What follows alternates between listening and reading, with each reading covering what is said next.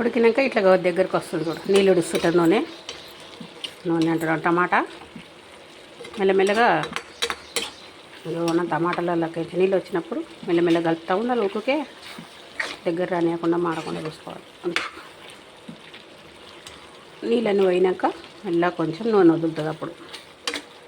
అప్పుడు కమ్మ ఉంటుంది.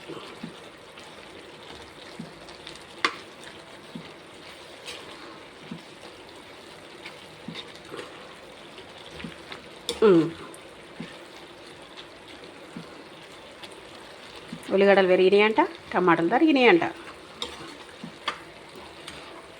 రేట్లు కానీ నేను ఉల్లిగడ్డలు వేసిన. కానీ ఉల్లిగడ్డతో మజా అలాగ ఉంటుంది. చాలా రోజులు అయింది కదా ఉల్లిగడ్డలు తినాక.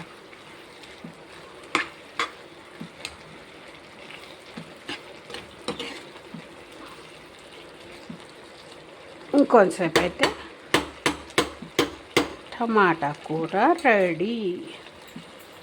నచ్చితే సబ్స్క్రైబ్ చేయండి, లైక్ చేయండి, బెల్ ఒత్తండి.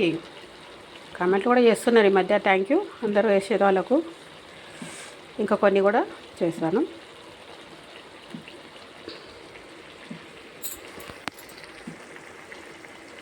ఇది టమాటా కూర మొత్తం కంప్లీట్ అయిందనంటే ఇంకా లాస్ట్ మళ్ళీ ఒక టుప్పేస్తే కదా.